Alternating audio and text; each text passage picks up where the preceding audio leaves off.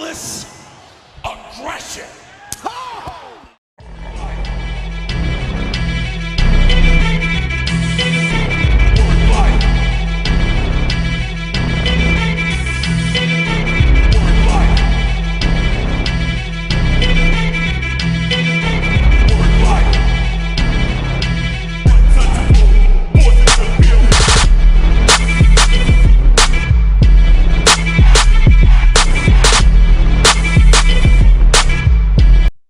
Salut à tous, c'est Kachu et les Kachix et bienvenue dans ce nouvel épisode de Ruthless Agression, accompagné de Pépé Foot comme d'habitude. Comment ça va Pépé Foot?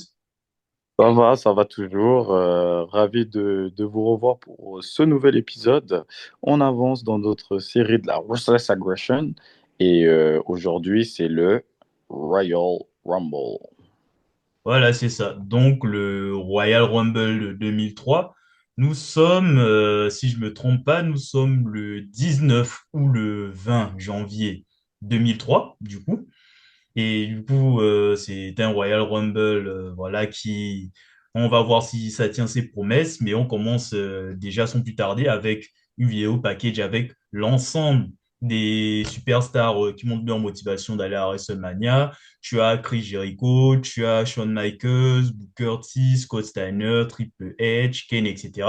Vraiment, tu montres vraiment cette sensation de Rumble de route de WrestleMania qui est lancée. Donc, vraiment, tu montres que chacun est motivé à remporter ce Royal Rumble, surtout. Qu'est-ce que tu as pensé de ce package, Pépé?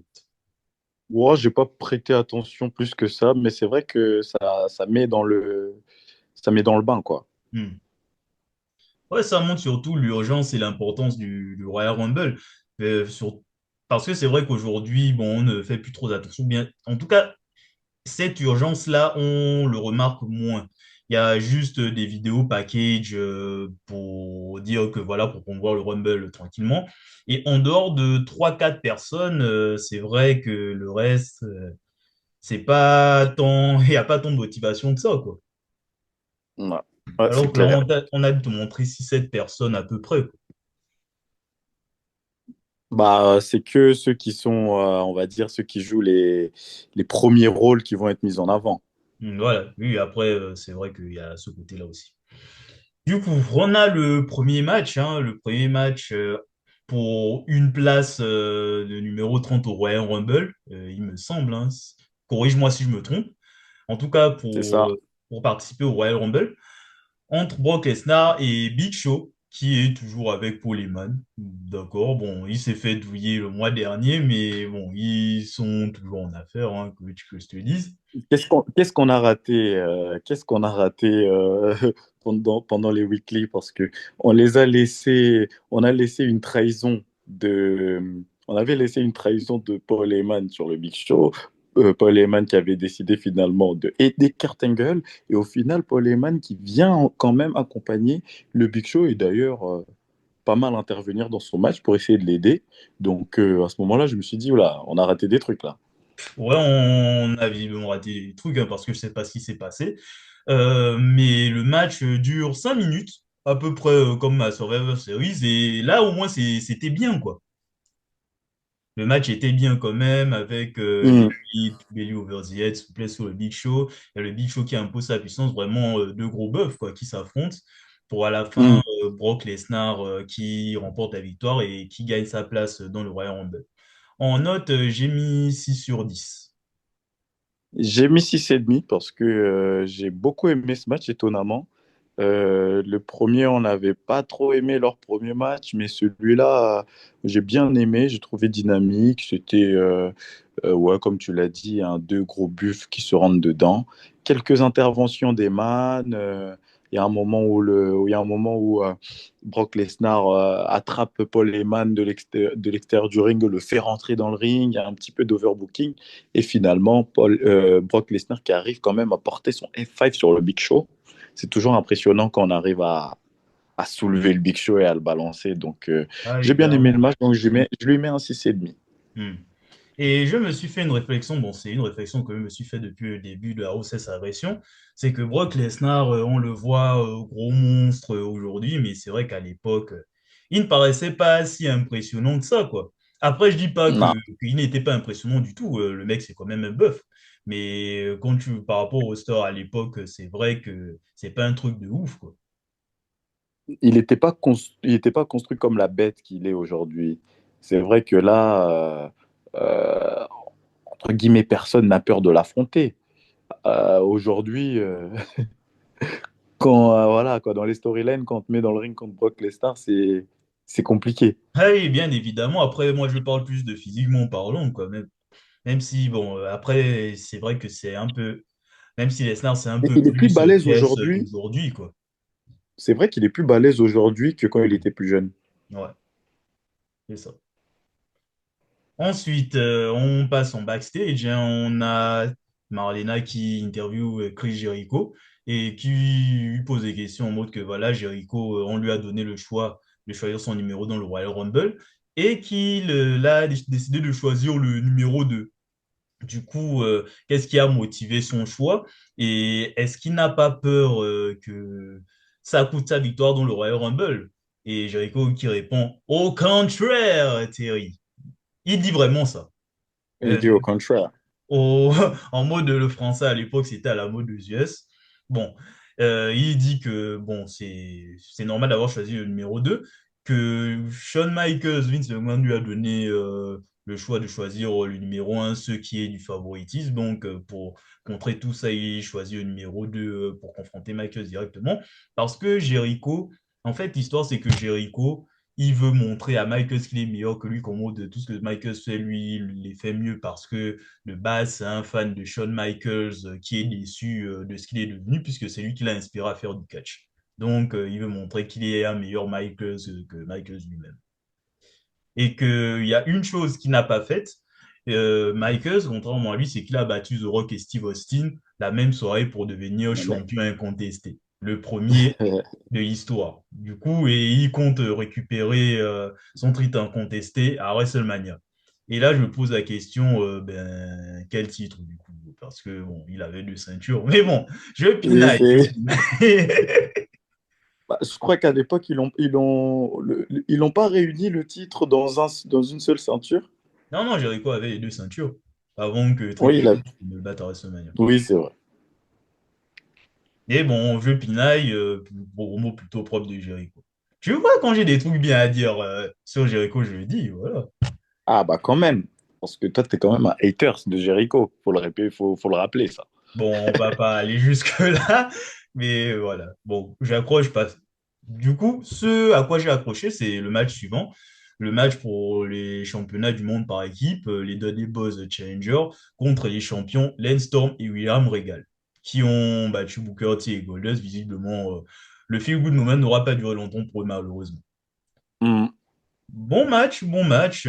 J'ai bien aimé le match, vraiment l'opposition de style entre le côté un peu plus bourrin des Dudley Boys et le côté technicien de l'équipe d'en face.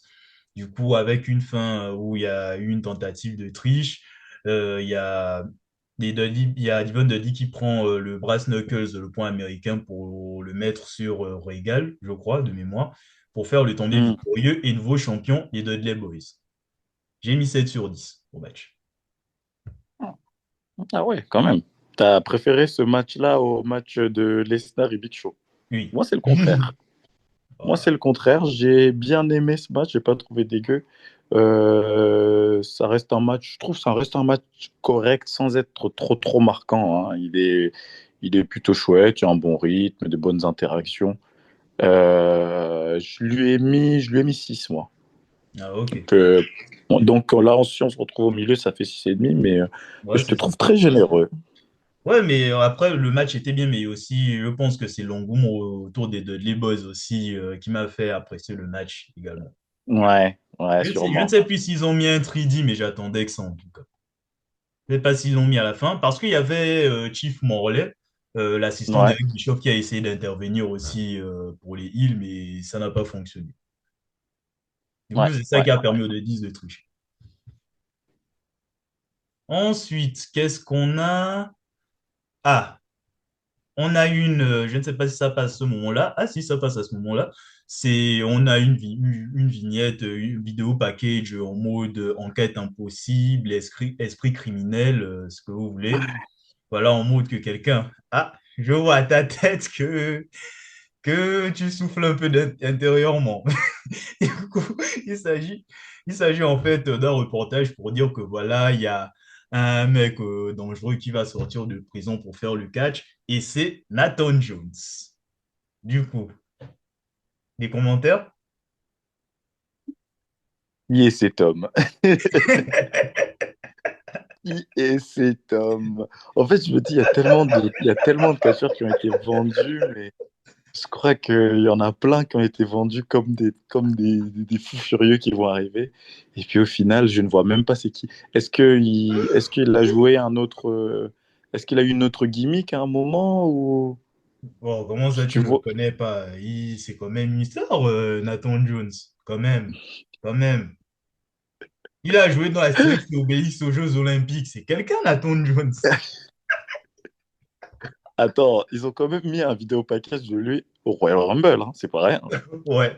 Vraiment gros projet, hein, Nathan Jones. On y croit. Bon, en tout cas, on va voir ce que ça va donner, hein. Écoute, que veux-tu que je te dise? Et le vidéo package juste après, on en parle ou pas? On va en parler un peu plus loin, t'inquiète pas. Mais en attendant, on a Stéphanie McMahon qui... Non, c'est pas ça. On a d'abord... et je sais pas si tu parles de ça, mais on nous a Euh, promis un match Step Mother contre Step Dollar entre Tori Wilson et Don Marie Wilson. Détail important. Du coup, bon, est-ce que tu veux en parler ou je peux poser ma chiasse dessus? Vas-y, pose ta chasse dessus parce que franchement, c'est un peu comme la semaine dernière hein, quand on a Le parlé mois de dernier, ouais, ouais. le mois dernier quand on a parlé de l'autre vidéo package du même style. Visiblement, c'était plutôt des choses qu'il mettait souvent en PPV. Je suis toujours choqué, je suis toujours autant, bon, pas choqué, je suis toujours autant étonné de voir ça pendant des PPV parce que bon, c'est vraiment des. Bon, après, peut-être qu'il faut aussi ce genre de match pendant un PPV pour calmer la foule, Ouais, ouais. voilà, peut-être, tu On vois, va c'est dans dire la ça, hein, conception du écoute. cas. Mais je trouve ça quand même très léger, quoi. Bon, bref, je te Ben, ouais, laisse pas ça. décrire. Je Maintenant, te pour laisse décrire décrire. la rivalité, ben, le truc, c'est que voilà, il y a eu le mariage entre Al Wilson, le papa de Tori, et Don Marie, du coup, voilà. Ils faisaient leur lune de miel et le bon monsieur est décédé après une séance de cardio un peu trop intense, tu vois. Ensuite, Don Marie a organisé en quelque sorte les obsèques. Les obsèques, Mhm, voilà, avec Tori qui est venu aussi, visiblement, elle n'était pas invitée. Et tu as Dawn Marie qui reproche à sa belle-fille que voilà, elle ne voulait pas le bonheur de son père, c'est une égoïste, que c'est par sa faute qu'il est mort. Je ne savais pas qu'elle était là pendant les débats qu'ils avaient, mais bon, soit. C'est c'est même pas du catch. Tu avais défendu ça même le mois dernier. C'est même pas du catch, ça. Bref, passons. Du coup, ben, elle agresse devant tout le monde, hein. Du coup, ça mène à un match pour l'honneur du défunt. D'ailleurs, petite anecdote, Al Wilson qui va vraiment décéder à peu près 20 ans plus tard, dans la période où Tori Wilson sera intronisé au Hall of Fame. Voilà, au cas où tu ne saurais pas. ok, Mais, bon, bah, mais, on a l'info. voilà, mais bref, tout ça, c'est des trucs vraiment, comme j'ai dit, MTV, Trace Urban, Love Story, Beta Series, bref, la grosse merde. Et j'en ai rien à foutre du match 3. Si tu as envie d'ajouter des commentaires, vas-y, sinon on passe. Je mets 3 aussi et je vais pas commenter davantage. Voilà, merci. Euh, Avant de passer, je me suis fait une interrogation par rapport à Tori Wilson depuis ces Hmm. quelques semaines. Je me pose la question que, avec toute la promotion qu'il y a autour d'elle, qu'il y a eu autour d'elle abusée, voilà, tout ça, comment se fait-il qu'elle n'ait jamais été championne? Je ne dis Bonne pas que ça question. soit bien dans l'absolu, hein, mais vu comment il a pêché, Vu comment elle a été mise voilà, en avant, elle aurait pu, oui, on pourrait croire ça qu'ils aurait avaient pu peut-être un arriver, quoi. projet pour elle. On aurait pu croire, oui, effectivement. Mais c'est vrai que je n'avais pas la stat qu'elle avait jamais été championne. Mais du coup, ouais, c'est vrai que quand il pense, c'est un peu étonnant. Ouais, elle n'a jamais été championne et c'est plutôt étonnant. Et d'ailleurs, autre stat, dans toute sa carrière à la WWE, elle n'a eu qu'une chance au titre, hein. Et c'était il y a plusieurs mois quand on faisait le début de la grossesse agression contre Molly Holly. Dans un bon match de 4 minutes d'ailleurs, le match était étonnamment bon. Molly Holly aussi, en tant que championne, c'était plutôt pas mal, si on ne l'a pas dit. Mais sinon, c'est tout, quoi. Pourtant, Hmm. avec tous les projets que la WWE a lancés qui ont fini par être championnes, bien que ça soit des catcheuses de merde, ben, il y en a eu pas mal, mais Tori Wilson, non, jamais. Ils n'ont jamais appuyé sur la gâchette. Étonnamment. Étonnamment, ouais. Hmm.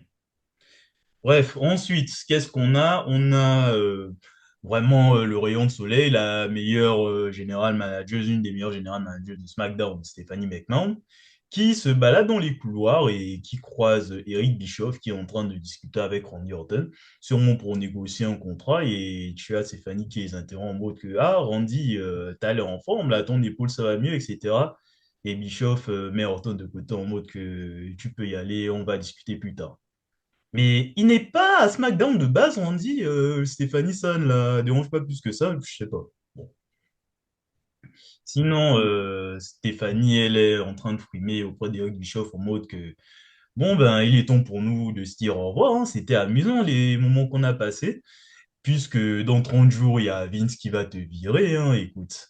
Donc, je vois pas ce que tu feras face à ça, et du coup, il faudrait un miracle pour qu'il te garde, quoi. Et Eric Bischoff, il dit que voilà, il a un truc dans la main, que ce qu'il prépare pour Vince, c'est une bombe plus qu'une bombe, c'est une bombe atomique. Et il demande à Stéphanie si elle-même elle n'a pas peur pour sa place. Ben, elle répond que voilà, elle est la meilleure générale manager, une successful GM, voilà, et qu'elle-même, elle a des trucs à préparer pour le prochain SmackDown. Pourquoi on ne fait pas ça chaque semaine, en fait? Les trucs de Roussès Agression, on fait ça une fois par mois. Alors, dommage que ça soit les histoires d'emploi du temps et aussi le fait qu'on nous fasse chier avec le network qui va disparaître, quoi. Mais Bah oui, ça aurait sinon, été non, cool, quoi. ça prendrait trop de temps pour tout couvrir. Bah oui, c'est ça. Mais Parce bon, qu'on a quand même une grosse, quand même une longue période à couvrir, bah finalement. oui, c'est ça. Mais bon, il faut du temps, hein, écoutez. Et on ne l'a pas forcément. Du coup, Stéphanie elle répond à Eric Bischoff. Un truc, c'est l'équivalent en fait. Le sang est plus épais que l'eau, mais elle a dit que dans le cas de Bischoff, le sang est plus épais que l'urine. Bon, encore des additions sexuelles et scatophiles, hein, pour pas changer. Mm. Mhm. Du coup, Eric Bischoff, il répond simplement le- que l'argent est plus épais que le sang. Du coup, ben, on verra ce qui va se passer et ce que Bischoff prévoit pour sauver son poste. Juste après, bon, Mm. je sens que je vais bien rigoler. Nouveau vidéo package. Il y a un mec il y a un mec qui fait une promo en mode que voilà, et si Dieu était partout, pourquoi nous perdons notre temps à aller à l'église, à être assis à regarder un mec parler pendant des heures, qu'il faut arrêter nos prières, que ça veut dire que le Dieu en question, ben, il n'est pas assez présent pour nous, que nous devons prendre contrôle de nos vies, et que de toutes les manières, il ne dit rien que nous ne savons pas déjà. Et du coup, on nous affiche que c'est Sean Ware qui va bientôt faire ses débuts. Quel est ton avis là-dessus?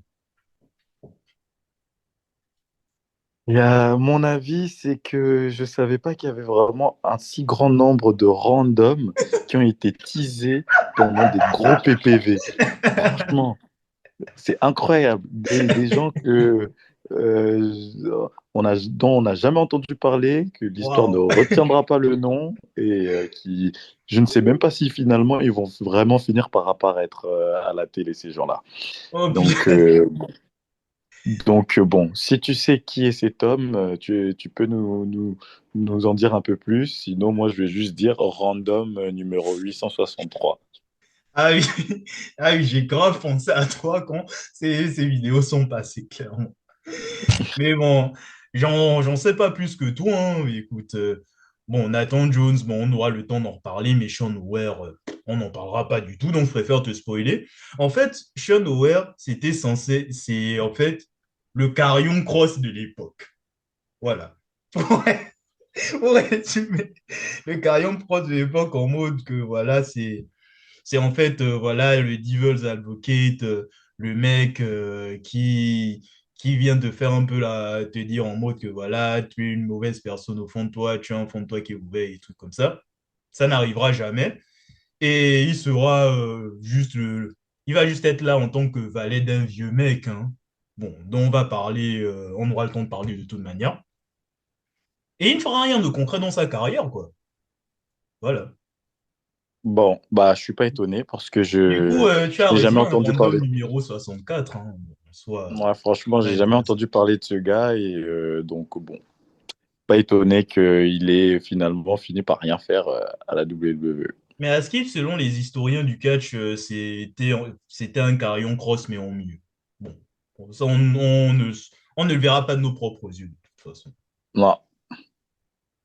Ensuite, nous avons le match pour le titre poids lourd, hein, entre Triple H et Scott Steiner. Est-ce que tu as eu Mhm. le temps de te renseigner sur le bonhomme avant le match? Sur Scott Steiner. Ouais. Bon, je sais à peu près qui est Scott Steiner quand même. Non, mais je dis pas le contraire, mais histoire d'avoir ton avis, si tu as eu quelques trucs de lui, etc. Mais en vrai, moi, j'ai essayé de voir quelques euros avant le Royal Rumble. Et en vrai, Scott Steiner, j'aime bien, hein. J'aime, j'aime bien, hein. Bah, Le, en fait, en regardant simplement le vidéo package qu'ils ont mis avant le match, je me suis dit, ah, ça avait l'air bien quand même, hein. La rivalité avait l'air intéressante. J'ai vu à un moment, ils ont fait un concours de pompe, ils ont fait des trucs, ça avait on l'air fait quand les même. bras de Ça avait l'air. fer, les Ils ont concours, fait les je bras de crois que ça fer et s'appelle le tout. culturisme, hein. Où tu vois Ça seulement avait. qu'il monte ses biceps, il a un biceps sur un biceps sur un biceps. Ouais, non, mais ça C'est avait l'air quand même monstrueux, hein. divertissant. Après le match, bon, tu me diras ce que t'en penses. Non, je te laisse, à toi l'honneur, à toi l'honneur. J'ai pas du tout aimé ce match. Ok. J'ai pas du tout aimé ce match. Pourtant, dans le match, il y a tout ce que j'aime bien. Mais pourtant, j'ai pas aimé. Je crois que j'aime pas Scott Steiner. Et puis, je me suis rendu compte aussi à la fin du match qu'il portait un string. Donc, je me suis dit, il y a un problème.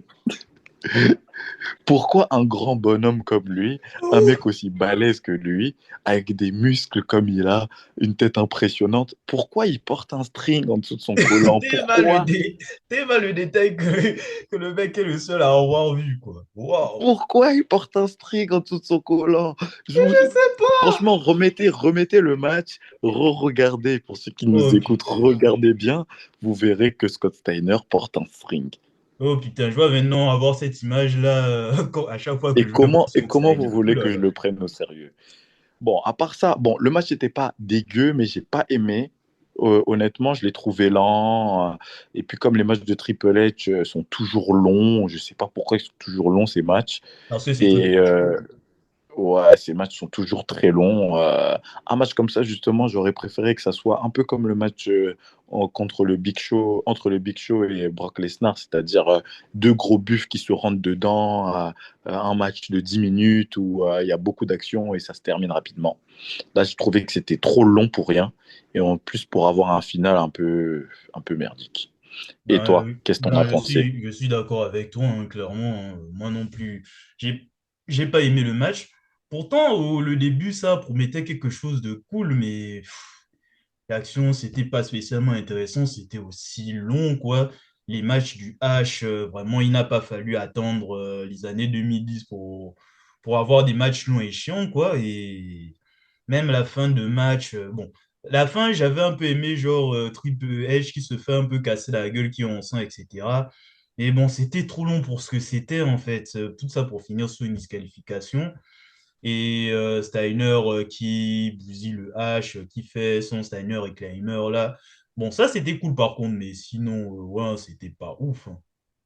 Du coup, Mm. quelle note? Moi, je lui ai mis 4. Je lui ai mis 4 sur 10. Hmm. Ah oui, t'as été dur. Moi, j'ai quand même été un peu plus sympa. J'ai mis 5. Juste pour Non, je lui ai mis 4 sur 10. J'étais... Ouais, non, j'ai pas kiffé le match et bon, pour les raisons que j'ai dit juste avant. Donc, ça sera un 4,5. Ouais, ça se comprend, ça se comprend. Ouais. Du coup, ben, il faut quand même qu'on se remette de nos émotions, hein, et nous avons le match de championnat WWE entre Kurt Angle et Chris Benoit. Du coup, Mhm, bon, avec le contexte que je t'avais expliqué lors du dernier épisode où Eman a présenté à Angle la team Angle avec Shelton Benjamin et Charlie Haas, il fait même l'entrée avec ces deux-là. Et Chris Benoit qui fait son entrée, et dès le début du match, on vire la team Angle. D'accord, ça mhm. m'a étonné. Et du catch! Enfin, Waouh. du gros catch. Waouh. Eddie Guerrero, c'est comme ça qu'on fait. Donc là, Engel, Benoît, déjà qu'on ne se doutait pas de Et leur attention à alchimie. ce que tu dis, hein, tu vas te faire. Rien à foutre. Eddie Guerrero 2002-2003, c'est éteint. Qu'est-ce que vous allez faire? À part pleurer dans les commentaires. Qu'est-ce que vous allez faire? Bref. Engel, Benoît, en plus d'avoir une alchimie naturelle, bon, on n'apprend rien, hein. Et franchement, vraiment, le match de championnat, j'ai l'impression qu'ils ont step up, hein, juste regarder le match, hein. Là, il y a trop de trucs. En plus, grosse intensité, grosse technique. Le suspense était présent. On se demandait comment Kurt Angle allait remporter le match puisque ces deux acolytes n'étaient pas là, surtout qu'il y avait une histoire de blessure à la jambe pour Angle aussi. Mais il gagne clean. Mhm. Ça m'a surpris, il gagne clean.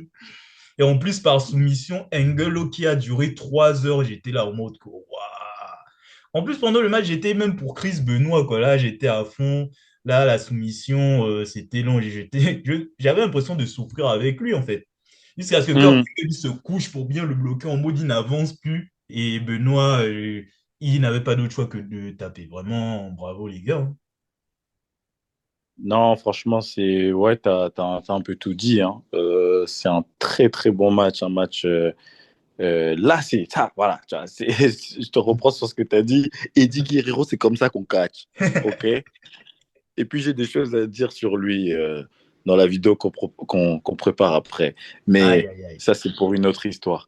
Non, c'est un très bon match. Un match que j'ai trouvé incroyable, ce match.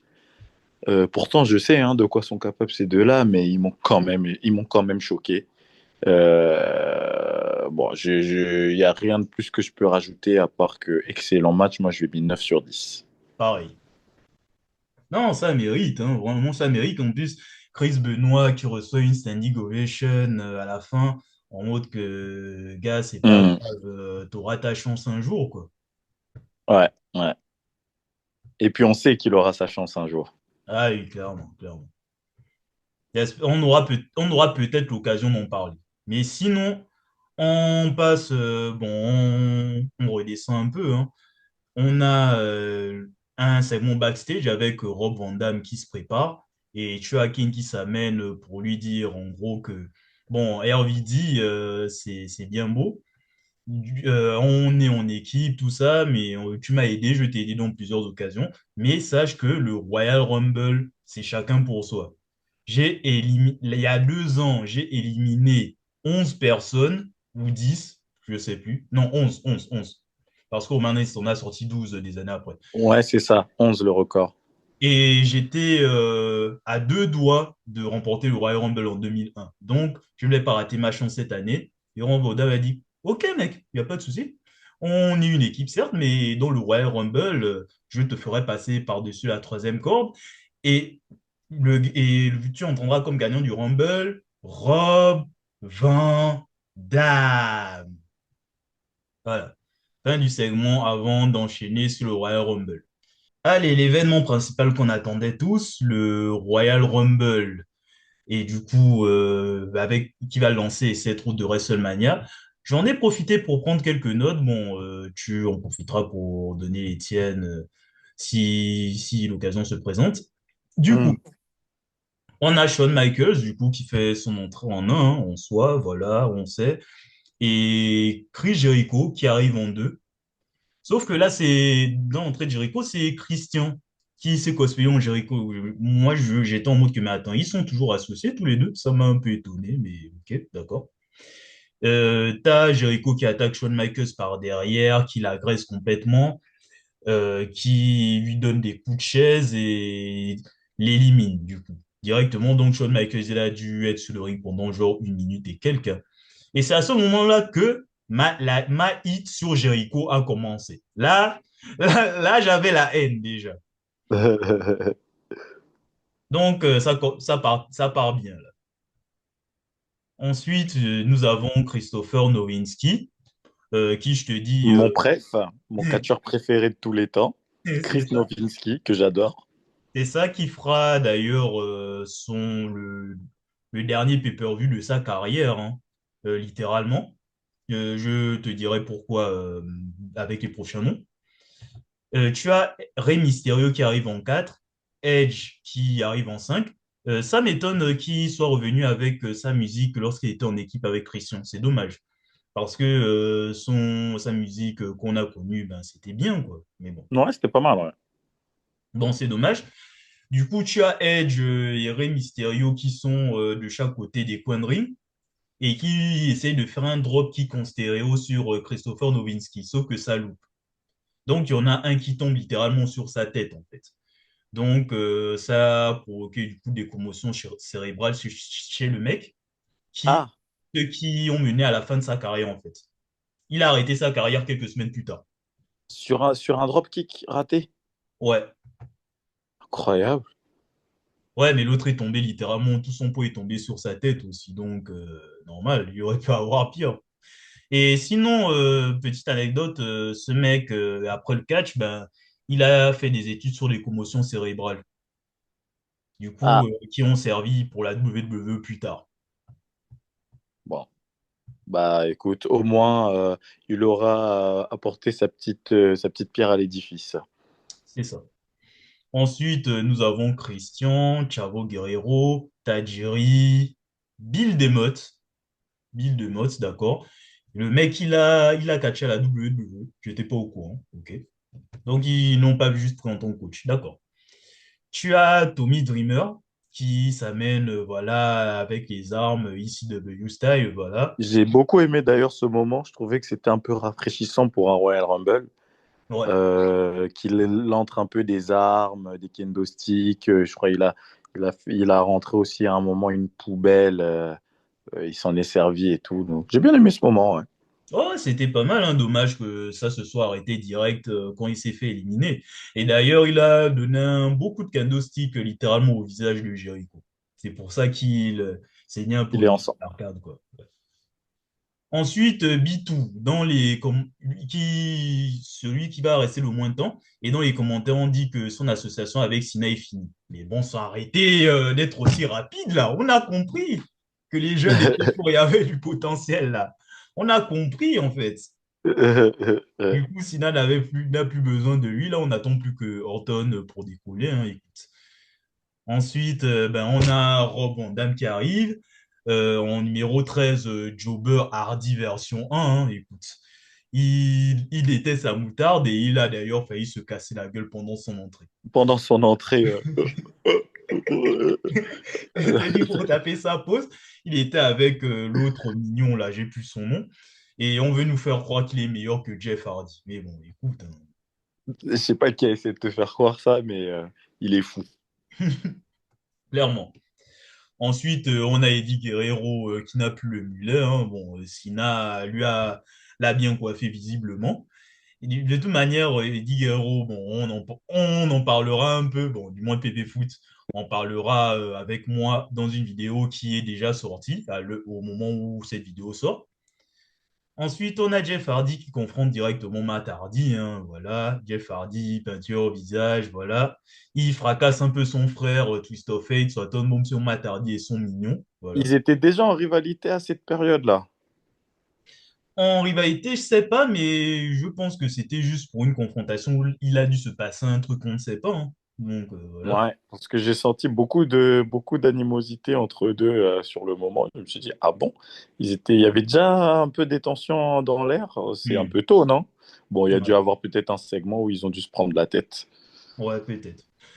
Et là, je me disais que bon, Jeff Hardy, il va le sortir, mais Matt Hardy, il est toujours là, il va rester pendant longtemps, hein, pour mon plus grand des plaisirs. On a, on a Rosie Test, qui sera celui qui va sortir Jericho, grâce à une intervention de Michaels qui reviendra plus tard dans le Rumble. Là, là, je pense que la plus grosse pop que j'ai eue, c'est pour Test, mais juste parce que là, je suis sorti Jericho, qui a quand même fait le plus d'éliminations, quoi. Le plus d'éliminations, 6 personnes pour être précis, et il est resté le plus longtemps aussi. Donc, belle performance quand même. Ouais, il a fait un gros rumble, hein. Mm. Ouais.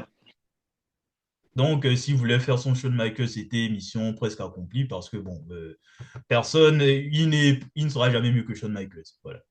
Ensuite, John Cena qui fait son rap pendant son entrée. Ivan, les gens au public en les menaçant verbalement de les déshabiller. Je pense que oui, verbalement avec ses slams. Il dit que voilà, il va montrer à Minimac qu'il a la route cesse agression, référence à sa première promo. Il menace le public de leur arracher l'oreille comme Mike Tyson l'a fait à Holyfield. Et il fait quelques vannes qui ne passeraient pas aujourd'hui et qui sont vues comme homophobes. Ouais, Donc voilà. c'est bien de le préciser. Docteur Osogenamix, voilà, John Cena. John Ensuite, Cena voilà, on est presque à la version finale, hein, parce que là, il fait son entrée avec un jean dégueulasse, mais ah oui, c'est vrai, ça son balèze jean, là. avec son jean dégueulasse bien balèze, bon, très typique des débuts des années 2000, hein, mais Ouais, on y est presque, on c'est ça, approche. c'est ça. Ensuite, on a Charlie Haas, Rikishi, Jamal, Kane, Shelton Benjamin, Booker T, A-Train, Maven, Goldust, qui nous a quand même gratifié d'un beau Shatter Dreams. Allez, cours en bas dans le coin là, j'aime toujours ça. Mais bon, il se fera sortir par la Team Angle et Booker T se fera aussi sortir par la Team Angle, même si bon, l'entrée, tout ça, il nous a sorti ses trademarks, c'était cool. D'ailleurs, Bat j'étais content de voir Maven parce que je suis un grand fan de sa chaîne YouTube, donc voilà, big up à Maven. Hmm. Big up à Megan Fman, c'est ça son nom, je crois. Bon. Ensuite, on a Batista qui s'amène, Brock Lesnar, et à ce moment-là, je me dis que, mais attendez, vous vous foutez de notre gueule, là. C'était censé être le spot numéro 30, Brock Lesnar. Pourquoi il vient en avant-dernier? Même s'il y a une surprise après, mais quand même, quoi. Et parce que la Et une surprise en grosse question. surprise après quand même. Parce que la surprise d'après, c'est l'Undertaker qui, selon les commentateurs, ça fait longtemps qu'il n'est plus là. Il doit être revenu de sa blessure au poignet et aussi de son congé paternité, hein, pour s'occuper de sa femme qui vient d'accoucher. Du coup, voilà les 30 participants. Si tu as d'autres moments marquants PP Foot, je te laisse en parler, hein, avant d'arriver à la fin. Oh non, rien de particulier. Après, bon, un Royal Rumble, c'est assez long, donc c'est dur de revenir sur des moments en particulier, mais je donnerai plutôt mon avis final sur tout le Royal Rumble à la fin. Je te laisse continuer. Ok, ça marche. Du coup, ben, à la fin, tu as Rob Van Dam et Kane qui font en quelque sorte équipe, hein, pour s'entraider, sortir des gens, des adversaires, tout ça. Et du coup, tu as Kane qui porte Rob Van Dam, il presse Rob Van Dam pensant qu'il allait se jeter sur un mec, mais c'est Kane qui élimine Rob Van Dam, voilà. Chacun pour son avis, il semble avoir oublié. Chacun pour sa gueule, ben oui. Ah oui. Ensuite, le Final Four, tu as Batista, Brock Lesnar, Undertaker et Kane. Les Brothers of Destruction qui font équipe pendant un temps. Undertaker fait un Thompson à Brock Lesnar, il sort Batista et il sort Kane aussi. Et il y a Batista qui s'amène avec une chaise, se fait fracasser. Du coup, c'est ça qui mène à l'élimination par Brock Lesnar qui remporte le Royal Rumble. Du coup, bilan final. Bilan final, bah écoute, en regardant ce Royal Rumble, je me suis rendu compte à quel point il était différent des Royal Rumble actuels. Dans sa structure, il est fait totalement différemment de ceux qu'on a aujourd'hui. Aujourd'hui, j'ai l'impression que c'est à chaque fois toujours des mini-segments qu'on a pendant les Royal Rumble.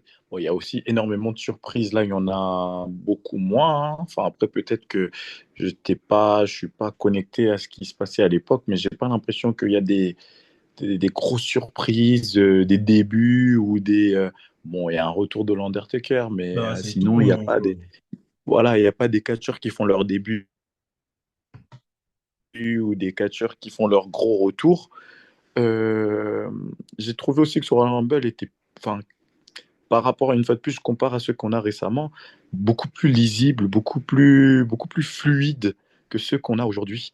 Et finalement, j'ai bien aimé, je n'irai pas jusqu'à dire qu'il est meilleur que ceux actuellement, mais il est assez différent finalement pour que j'apprécie tout autant. Moi, je lui ai mis un 8 sur 10 parce que j'ai bien aimé le Royal Rumble. Ah bah d'accord. Ben, je t'avoue que je ne le voyais pas comme ça, hein. Pour moi, je voyais bon, un Rumble comme un autre, quoi. Sauf qu'il n'y a pas de surprise comme quoi les Royal Rumble, c'est pas obligé d'avoir des surprises chaque année. Ouais. Mais sinon, ouais, c'était un bon petit Rumble, hein, sympatoche, voilà. Après, je n'étais pas autant emporté que toi, quoique il y a des trucs quand même qui m'ont un peu marqué, comme Jericho, la performance de Jericho et aussi Matt Hardy qui se traînait un peu dans les parages. D'ailleurs, j'avais pas précisé que, mais à un moment, faut nous dire hein, si Brock Lesnar et Matt Hardy ont une rivalité pour la ceinture ou quoi. Parce que ça fait beaucoup trop de fois qu'on les voit interagir en autant de temps, là. Ah, ça serait pas pour. Ça va pas te plaire, hein. C'est pour ça qu'on te le dit pas, parce que ça va pas te plaire. On a compris que t'étais pas un grand fan de Matardi en solo. Parce que Lesnar, il vient directement, c'est Matt Hardy, c'est pratiquement le premier qui sort, quoi. Donc, je me pose des questions, mais sinon, derrière, ouais, hein, c'était un Royal Rumble plutôt sympa, ouais, qui allait plutôt bien. Moi, personnellement, j'ai mis 7,5. J'étais pas Ouais, on n'est aussi, pas loin. pas, mais pas loin, voilà. Du coup, on va garder ton 8 hein, en guise de notes. Allez, let's go, pour être un peu Et d'ailleurs, généreux. d'ailleurs, ce qui m'étonne, c'est qu'il n'y a pas. Après, j'ai plus mémoire s'il y avait ça avant aussi. Je pense qu'il y avait quand même eu ça avant, mais il n'y a plus il y avait pas le segment où il pointe du doigt le logo de WrestleMania. Il n'y avait même pas le logo de WrestleMania. Ah non, non, non. Je sais pas Donc, si, ça ouais, je m'a sais assez pas étonné. si ça commence après ou non, mais c'est vrai que oui, non, il lève, voilà, il célèbre juste, il lève juste son bras, mais il n'y a pas ce moment où il pointe le logo, effectivement, ouais, maintenant que tu me le fais remarquer. Voilà, c'est ça. Ben, du coup, on garde 8 sur 10 et le bilan, c'est qu'en guise de moyenne, on a une moyenne de 5,7 sur 10.